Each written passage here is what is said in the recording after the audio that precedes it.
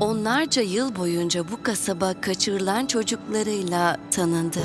Kayıp çocuklarla ilgili her hikayenin ucu o eve çıkıyordu.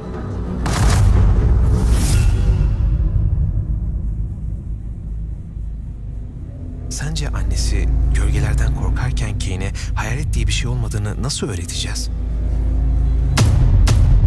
O çocuk oraya ait değil. Onu geri almak için ne gerekirse yapacağım.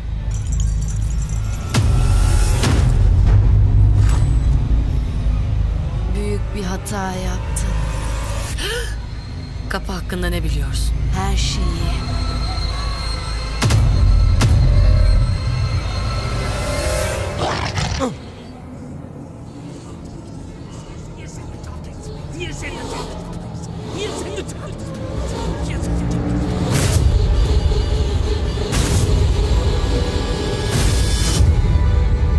Sizi korkutmak istiyor.